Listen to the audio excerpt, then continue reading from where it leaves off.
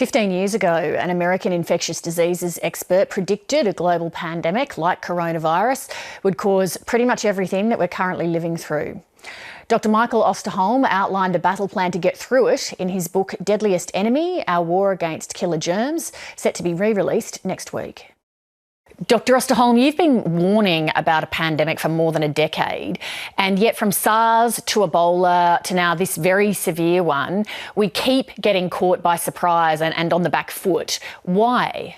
Well, I think, first of all, we really lack creative imagination. And what I mean by that is no one could have envisioned, so they say, all the constellation of things that have happened here, not just a virus crossing from an animal to a human, but that the worldwide transmission, the impact that it has on healthcare, the fact that it also shuts down our global economy.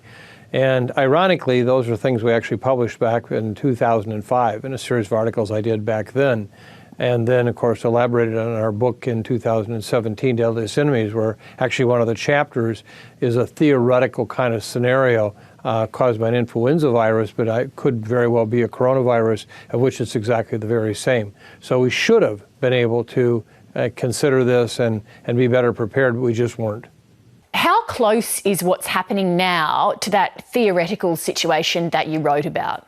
Well, actually, it's unfortunately very close to it. I actually theorized that this virus would show up in China, that it would start outbreaks there that would be severe, spread around the world, that we would see the kind of shutdown of the global economy as we've seen, that it would overrun our hospitals and intensive care units in many areas of the world.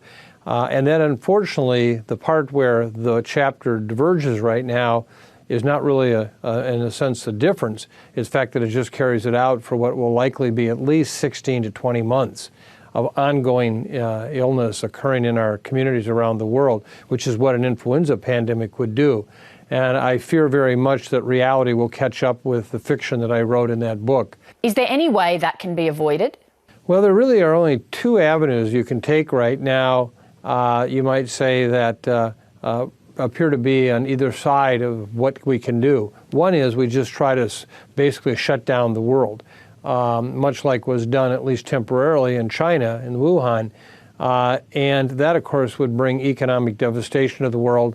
I don't think it could actually really be done because people wouldn't stay in their homes for 18 months.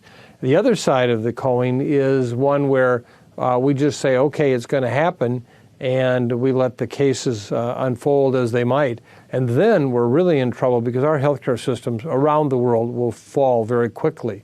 Not only will millions of patients die, not just from COVID-19, but even from all the other conditions that they're not able to be adequately treated for, like heart attacks, strokes, asthma attacks, because of the inability of healthcare to respond. And we will lose many, many healthcare workers in that process. Now, I don't believe either of those are the right way. I think we've got to find a middle ground where we, in a sense, thread the needle with the rope and make that work, where we find a way to release enough in society of younger individuals who are not likely to have severe disease and particularly not likely to die, and that we actually start to incorporate them back into an active everyday life. And then when we have evidence that the virus is not circulating widely, we surely let other members of our society make the decision for themselves, but they are able to come out some. And then as soon as we see that virus activity picking up, immediately we do the shelter in place again and try to squelch it. The whole thesis here is that we try to get to a time when we'll have a vaccine, which is hopefully 20 months or so away. And then at that point, then if we can vaccinate the world, we don't have to worry anymore. So you have some kind of a limited lockdown that waxes and wanes?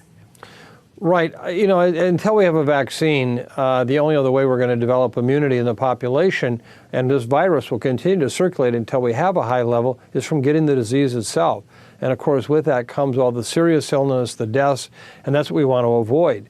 And so somehow we've got to figure out how we can get the most number of people infected, you might say, by living life without causing serious disease and deaths, and at the same time protecting or almost bubbling those people who are more likely to have severe disease.